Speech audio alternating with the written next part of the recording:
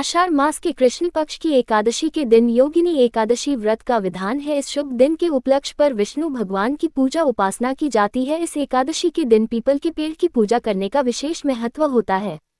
योगिनी एकादशी व्रत की कथा श्रवण का फल 88,000 ब्राह्मण को भोजन कराने के समान माना गया है।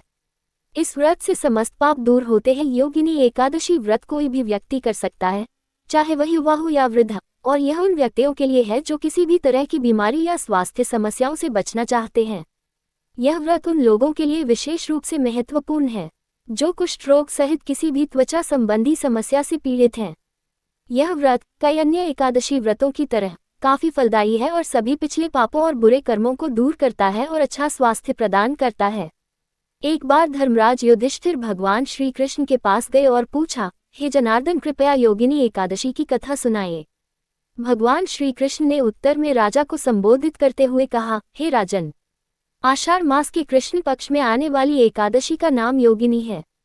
इस दिन व्रत करने से सभी पाप नष्ट हो जाते हैं और इस लोक में सुख की प्राप्ति होती है, साथ ही परलोक में मोक्ष की प्राप्ति होती है। हे राजेश्वर, यह एकादशी तीनों लोकों में प्रसिद्ध है और इसके व्रत से पाप नष्ट हो जाते हैं। हे कृष्ण, मुझे पुराण में वर्णित कथा सुनाइए। योगिनी एकादशी व्रत कथा ध्यान से सुनिए राजन। अलकापुरी नगर में यक्षों के शासक और शिव के भक्त राजा कुबेर का शासन था। कुबेर के सेवकों में से एक हेममाली देवता की पूजा के लिए मानसरोवर से फूल लाने के लिए जिम्मेदार था। हेममाली का विवाह विशालाक्षी नाम की एक खूबसूरत महिला से हुआ था। एक दिन मानसरोवर से फूल इकट्ठा करने के बाद हेममाली कामुक इच्छाओं के आगे झुक गया और अपनी पत्नी के साथ भोग विलास में लिप्त हो गया, लेकिन उसने कुबेर को फूल देने की उपेक्षा की।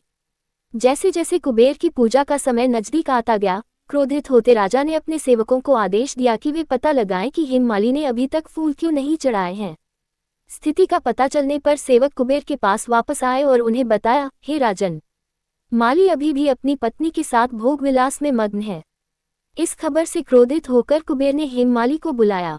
भय से कांपता हुआ हेममाली कुबेर के सामने आया।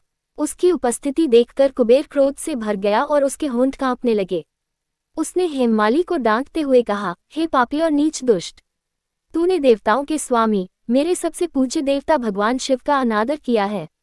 मैं तुझे शाप देता हूं कि तू अपनी पत्नी से वियोग सहेगा और मृत्युलोक में पहुंचकर कोढ़ी बन जाएगा। इस प्रकार कुबेर द्वारा शापित होकर हेममाली पृथ्वी पर गिर पड़ा और कोढ़ी बन गया। पीड़ा में भटकते हुए वह अंततः मार्कंडेय ऋषि के आश्रम में पहुंचा।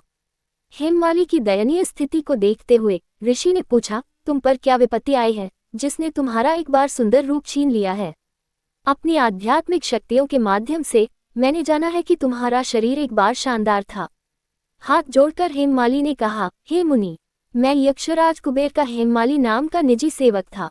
राजा की पूजा के लिए पुष्प लाना मेरा दैनिक कर्तव्य था, किंतु एक दिन मैं अपनी पत्नी के साथ भोग विलास में लीन हो गया, जिसके कारण मैं लौटने में विलंब कर गया। फलस्वरूप मैं दोपहर से पहले पुष्प नहीं पहुंचा सका, जिसके कारण कुबेर ने मुझे पत्नी वियोग, कोढ़ तथा मृत्युलोक पृथ्वी में कष्ट भोगने का श्राप दे दिया।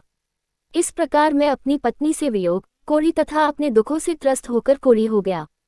मैं आपसे प्रार्थना करता हूं कि आप मुझे अपने दुखों से मुक्ति का उपाय बताएं। जवाब में मार्कंडेय ऋषि बोले, चूंकि तुमने मुझसे सच कहा है, इसलिए मैं एक ऐसा व्रत बताता हूं जो मोक्ष दिलाएगा। यदि तुम आषाढ़ मास के कृष्ण पक्ष में पड़ने वाली योगिनी नाम की एकादशी का व्रत श्रद्धापूर्वक करोगे तो तुम्हारे सभी पाप नष्ट हो जाएंगे और तुम स्वस्थ हो जाओगे। मार्कंडेय ऋषि के ये ज्ञानपूर्ण वचन सुनकर हेममाली बहुत प्रसन्न हुआ और उसने तुरंत योगिनी एकादशी का व्रत करना शुरू कर दिया।